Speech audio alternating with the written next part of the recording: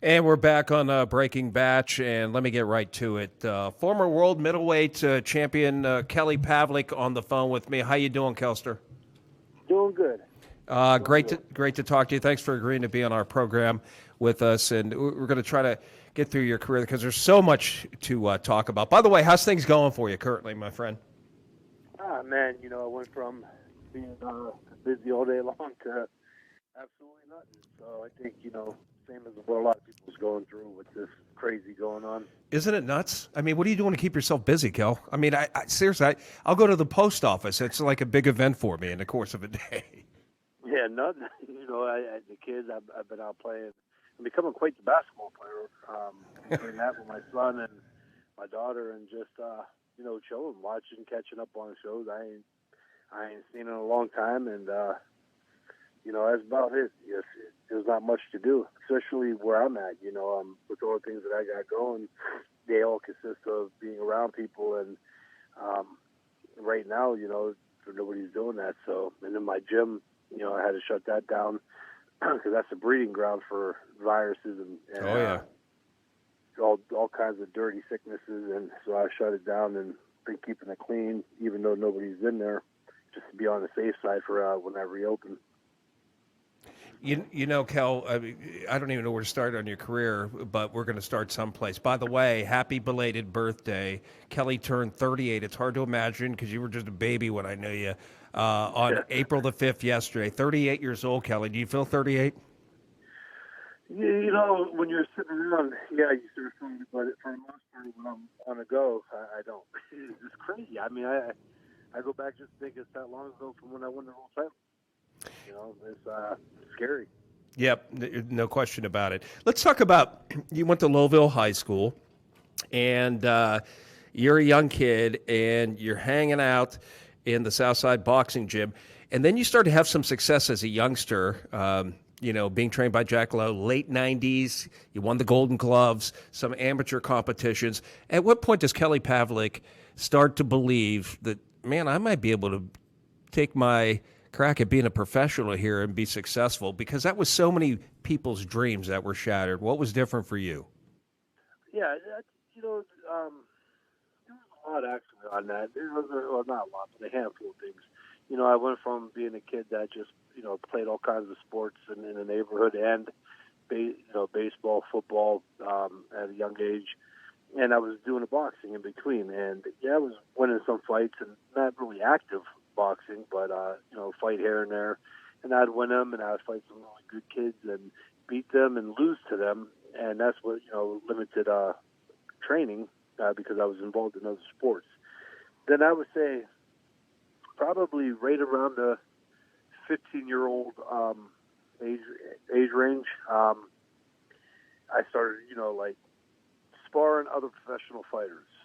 And I was only 15, and they were 2 weight classes above me, and I was going in there and I was just lighting them up, And at this point, at 15, I was done with the Pee Wee football. I was done with. I was playing the baseball, but not really serious in the baseball. And I was really dedicating a lot of time to the boxing, and I was beating the crap out of these pro fighters, and that were a couple weight classes above, and 16. In 17, I was doing the same. But not only that, at that point, I also started going into these national tournaments. And I won, I think it was the National Junior Golden Gloves and then the National Junior PAL. And right at that point, I kind of knew, wow, this is something that I'm winning national tournaments. I'm in my weight classes. I'm the best in the country. And I think that's where I knew that was going to be my future. If it filled or not, I was going to give it all I had and make that become something that is me. And I think that's where I knew I would say right around late 15 to 16-year-old. I knew that I was going to make it big. And Kel, and Jack Lowe talked about it. You were a multi-sport athlete. A lot of people don't know that, but like you mentioned, and I think Mike Cifaldi even mentioned, you could have played a number of different sports. You didn't have to become a boxer. You had that kind of athleticism.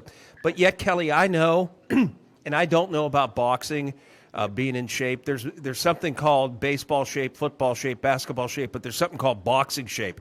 Heart, mentality, stamina, wind, moving around.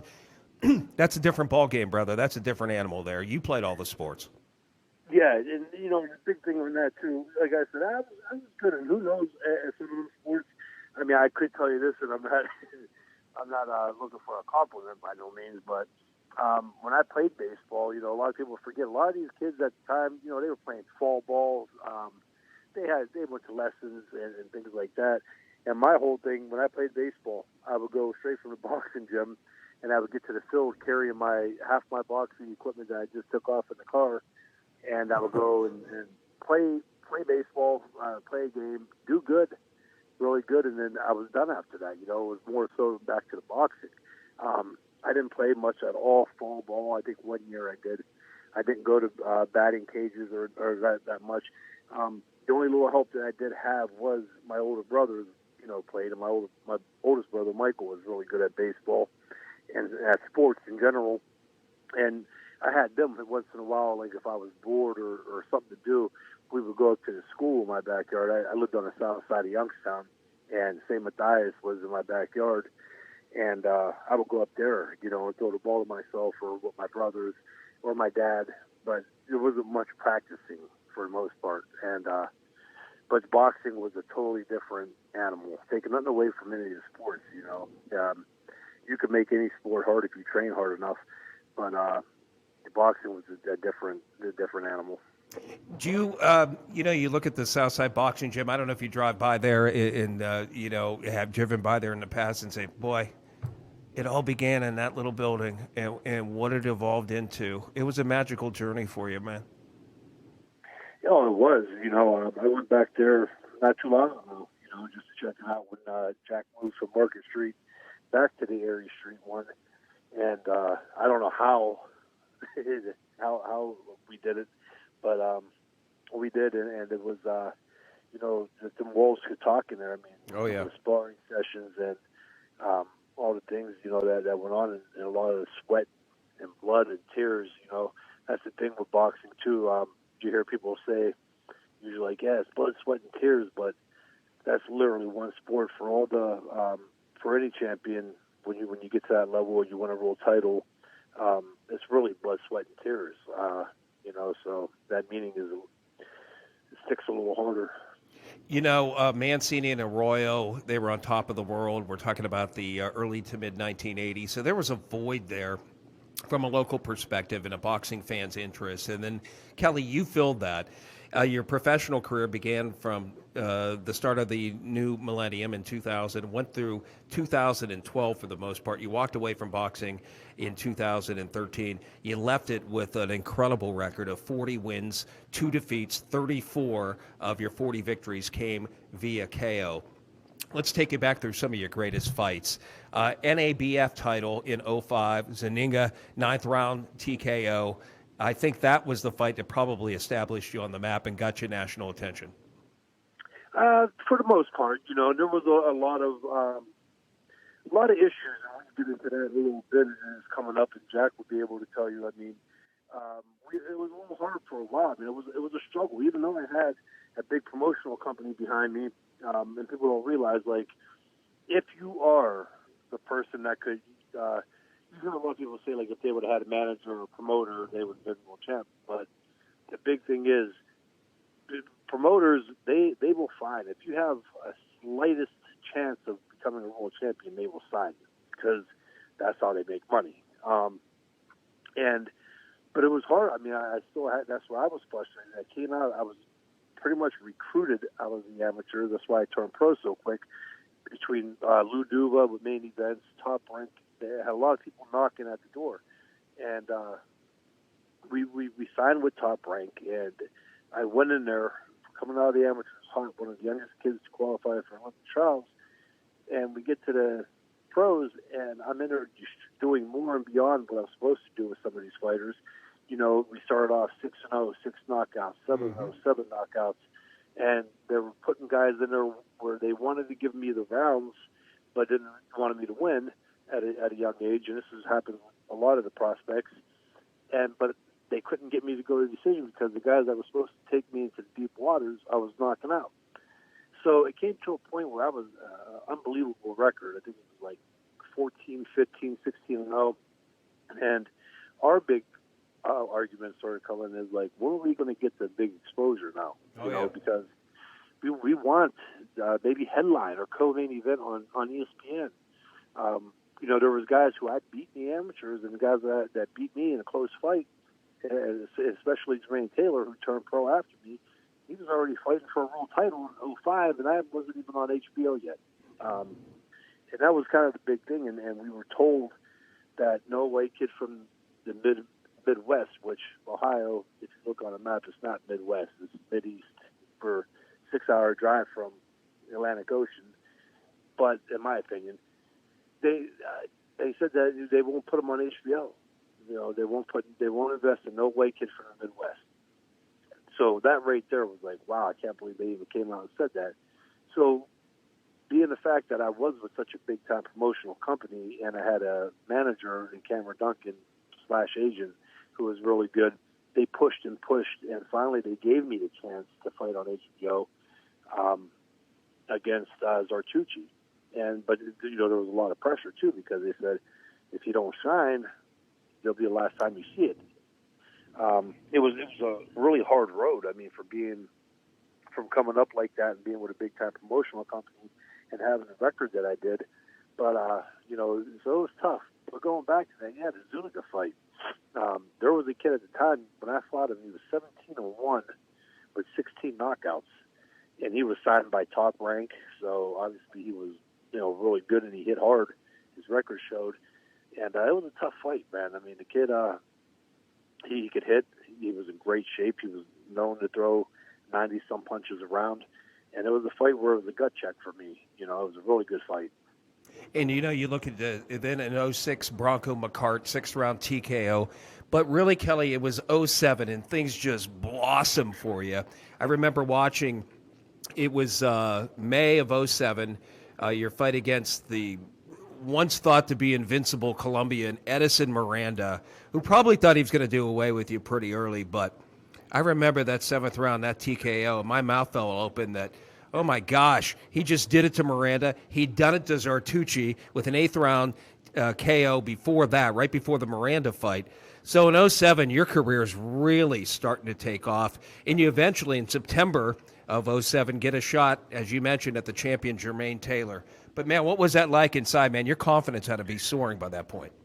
Well, you know, it was. And that was another frustrating part that hit my career. You have, you know, I fought we'll start with Zartucci. I fought him in 07, and that was supposed to be for the #1 mandatory. So after that fight, if I would have won, I was supposed to fight for the world title against Jermaine. That was the WBC eliminator. So I don't know if you guys remember seeing, but after I beat Zartucci, they put that big medal around my neck with the green strap and the gold medal. Right. At the WBC. So from that point, I mean, it wasn't 100%, but it was a pretty high percentage of me being able to fight for a world title my next fight.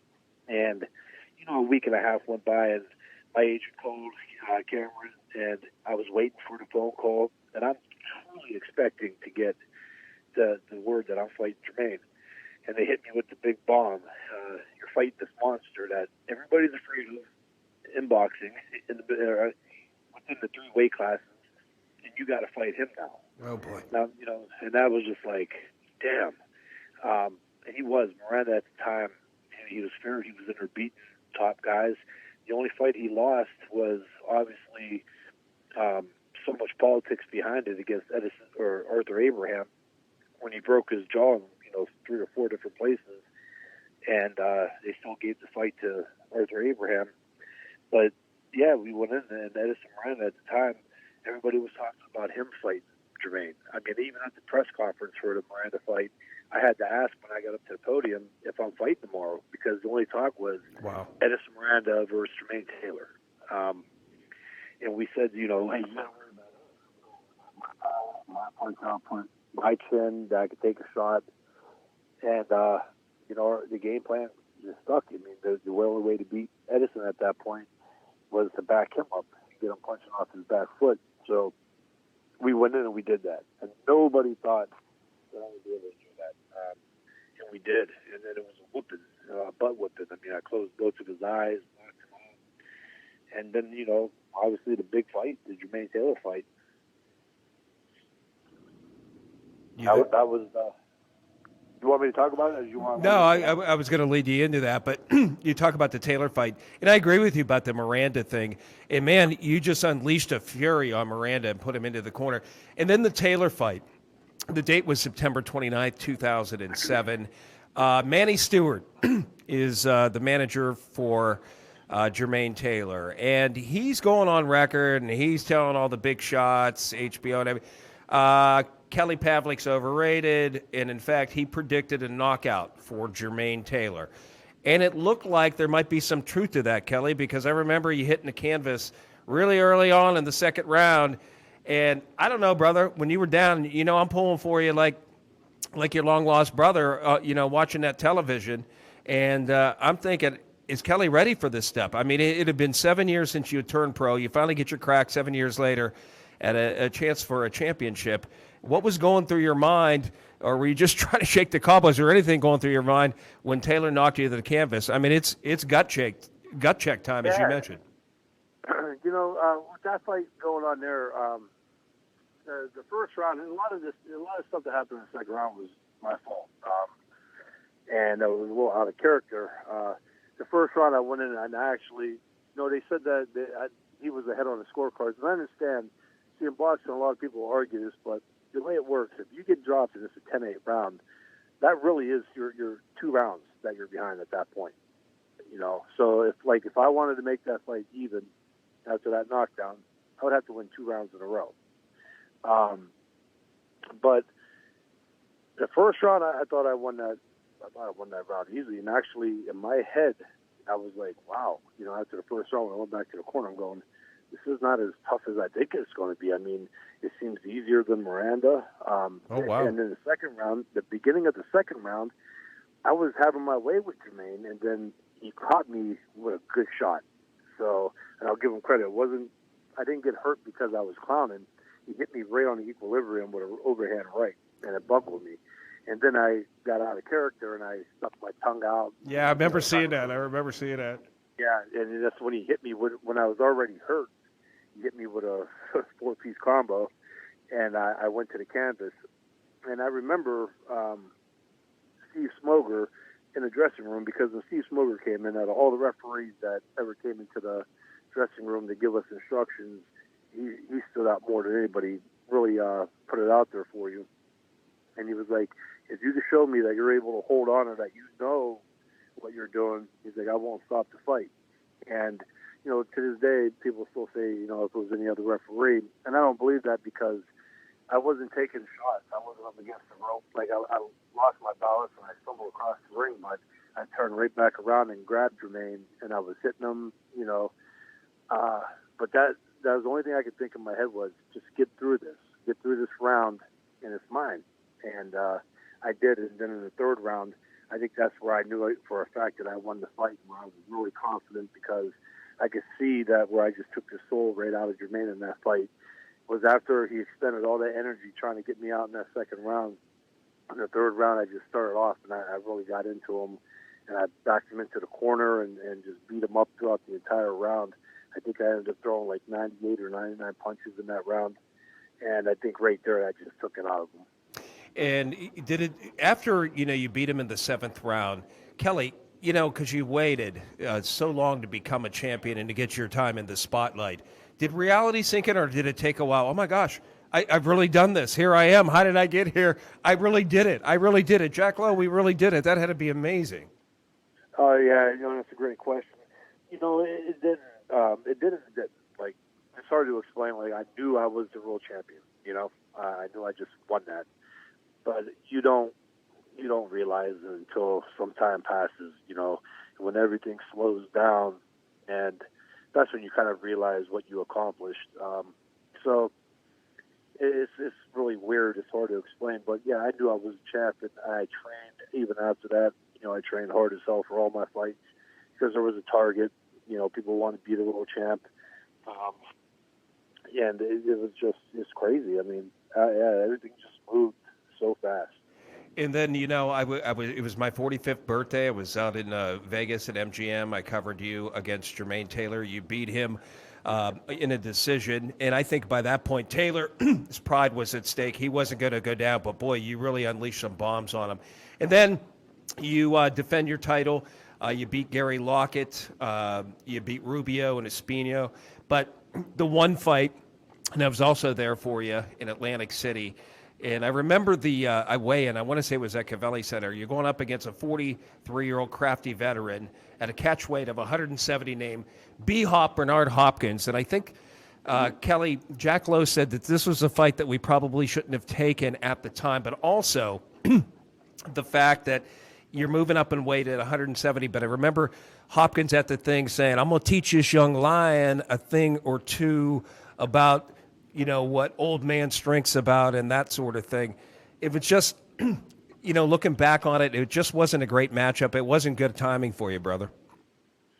Yeah, well, I don't think the timing had anything to do with it as far as in the career. It truly didn't. I guess asinine on that part. But I think the biggest thing with that fight, and this is well documented, and after the loss, even up until even now, I kind of just straight past it because it's not worth it. I always figured, when I lost the fight, if I made an excuse, it was only going to make it worse, So I just always said, it wasn't my night. But with the Miranda fight, and you can actually read, like I said, it's documented research. I was sick. I had bronchitis for that fight. And there was, when Jack's saying, maybe for the timing of it, I don't understand on that part of it. No, that's for me. Oh, okay. I think just everything that happened in camp. First of all, we entered camp, and I ended up hurting my elbow, and I had bursitis real bad, and they couldn't drain it because they said there wasn't enough fluid, but it was just a nagging problem. And I would say, I'm not spot on, but I'd say I probably sparred throughout the entire camp maybe 5 times, and I did not go that many rounds at all in training. And, we kept that under the radar so we didn't let the Hopkins camp find out, so Youngstown people didn't find out. And there were so many things. If we could write a book on it, played into that Hopkins fight. And I think now, should we have postponed it even at that point? I think so, but at the same time, we just came off. I think there was 2 times that we were in negotiation to fight Paul Williams. And I believe right before the Hopkins fight was another time. So my fear was by postponing the Hopkins fight, there was already a little bit of rumors and talk going around that I was afraid I'm ducking Paul Williams, and that's why that didn't happen. So if I would have postponed the Hopkins, I think it would really have been. It's a bad look. It's a bad look. Yeah, exactly. So we kind of hurried up and got through that. Then there's a guy by the name of Thomas Hauser. Thomas Hauser is a big-time writer for boxing now. He used to write for New York Times and a lot of other big publications and other papers and stuff like that. And Thomas Hauser is a call it how he sees it type guy. He's not biased. He don't favor nobody. He's straightforward. And at the time when I was fighting, I knew of him, but I didn't know exactly why he would always be in the locker room because he was in the locker room for the Taylor fight. And but I never asked any questions because I didn't care too much. But I came down with bronchitis before the Hopkins fight, right before. Now, at that point, you can't cancel a fight, especially 3 days before, when all of your Youngstown fans and everybody's there. And I was running temperatures, I had fevers. And this is where Robert Garcia, who I ended up going to train with at the end of my career, he had a kid that was a co-main event on the card, Stephen Levino.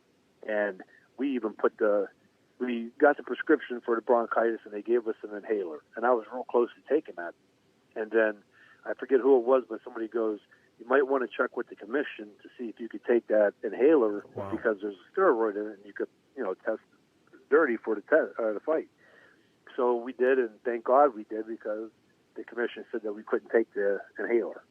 Oh my! So then they gave us an oral medication, a pill to take for the bronchitis, which I don't know if that played into it, but he even has it. It's in the book, and I can send you guys the book so that way when I say, it's documented.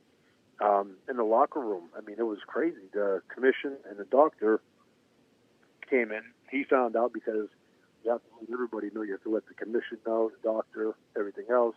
They want to know why we were on that medication.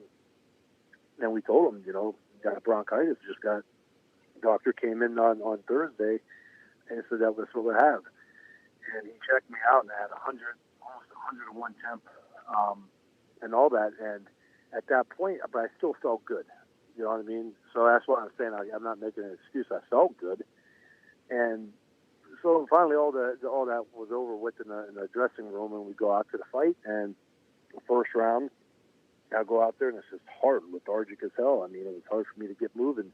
And I kept telling Jack every round I came back, up until like the fourth round, I kept saying, I'll warm up. I'll be fine, And after the fourth round, it just became a matter of I don't want to get stopped, the ego thing, the pride. I don't want to get stopped or knocked out. So I got through it. A lot of people will say jumping up 2 weight classes. That may have had a little bit of something to do with it, but I know exactly what the situation was, and I never said much about it, never talked about it because, again, everybody's going to say, "Oh, you're making excuses. You got beat, you got schooled," and but they forget the fact that Jermaine Taylor beat Hopkins twice, and I beat Jermaine twice. You know what I mean? So it's not the fact that Bernard outclassed me or he was that much better than me. I think everybody that knows my fighting style, you could tell that something was not on that night, and it's the way it is, though. You can't. By me making this even to this day, other than bullshit with you, if I say it, I mean, I'm only just taking a chance of having people say stuff. And Kelly, I remember seeing a training video on you and the things that you were doing in training and up hills and doing all this. It was such a brutal training video and what you put your body through.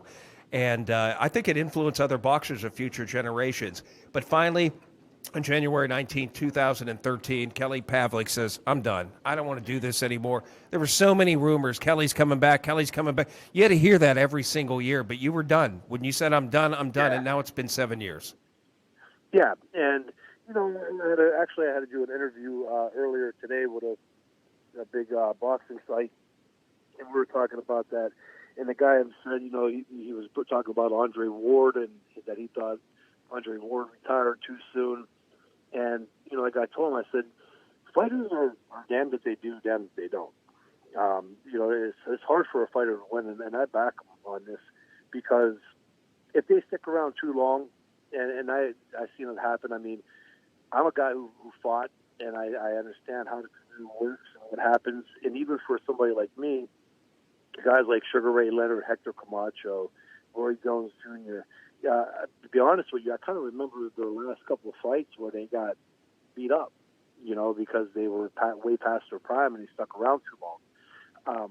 Also in boxing, last year was a brutal year where you had 6 deaths in the sport, where people got hurt real bad and 6 people died. And, boxing, that's the glamorous part too. Like, people don't see when fighters have long-term effects and problems, it's not from the fights. It's from the sparring 3 days a week, 200-some rounds in a training camp for a fight.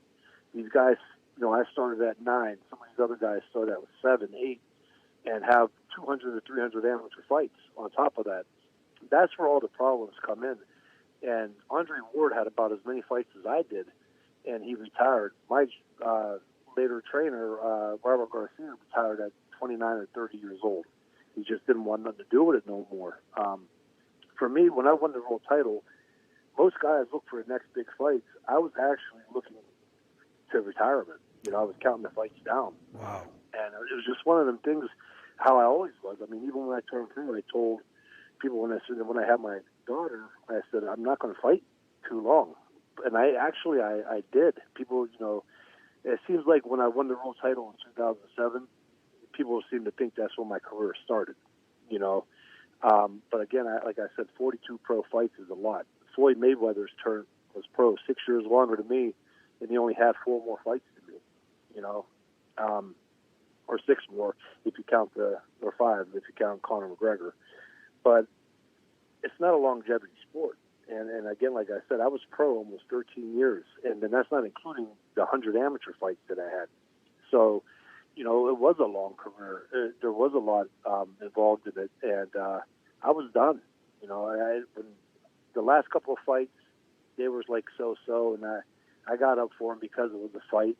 And then the big thing was we had the Andre Ward fight that was supposed to happen. Right. And I was really pumped up about that.